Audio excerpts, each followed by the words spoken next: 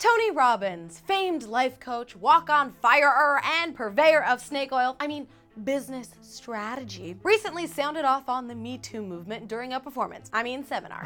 What you're seeing is people making themselves significant by making somebody else wrong and getting certainty. Tony faulted the Me Too movement for creating a culture of victimhood, wherein he faulted the victims of sexual harassment and assault for wanting significance, aka to be heard and listened to, by making somebody else wrong, aka airing their wrongdoings. Maybe it made sense in his head? He'll clarify for you. But if you use the Me Too movement to try to get significance and certainty by attacking and destroying someone else, you haven't grown an ounce. All you've done is basically use a drug called significance to make yourself feel good. Oh, now I get it. Women and men are bringing attention to the rampant problem of sexual harassment in the workplace because they want to make themselves feel good. According to Tony, if someone takes advantage of their power and of you, don't raise awareness and destroy them. Just remain insignificant and make sure you continue to feel bad, because if you do call them out, Jesus might smite you, or at least Tony will. But who should throw the stone? He who has not sinned.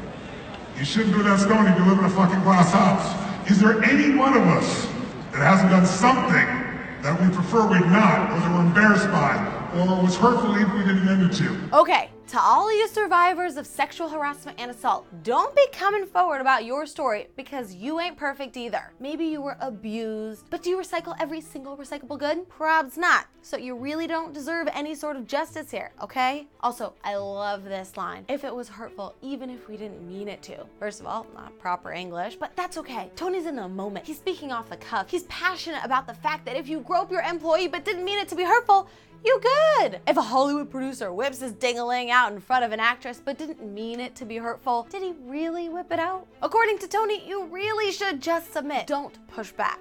And when you push someone else, it doesn't make you more safe. It just makes them angry. Retaliation, a reality many survivors of these acts of violence are familiar with and fear, which is why most sexual misconduct and assault is not reported for fear that their harasser or assaulter will get angry. But I'm glad we have a massively influential life coach reinforcing that, especially with this fancy, interactive, and intimidating experience. But guys, Tony is on women's side, okay? And I talk to men all the time, and it breaks my heart for women, not for men. Because I just with someone the other day, very famous man, very powerful man, who's saying how stressed he is because he interviewed 3 people that day.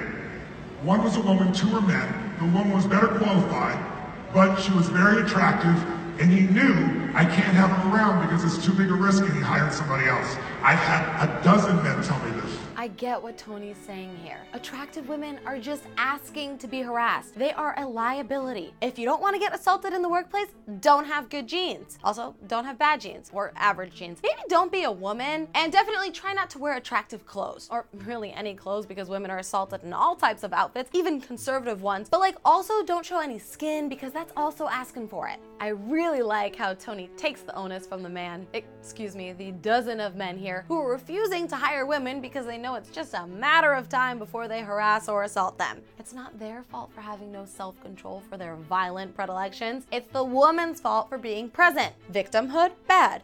Victim blaming, good. Got it, Tony. You're just so empathetic and understanding. So stop being so sensitive because you're associated with one movement or another. Me Too, March for Our Lives, Black Lives Matter, Dreamers. Tony Robbins wants you to know you're being too damn sensitive, and don't expect an apology, okay? I'm not going to be inauthentic and say I'm sorry about something I'm not sorry about. I'm not sorry for all of it.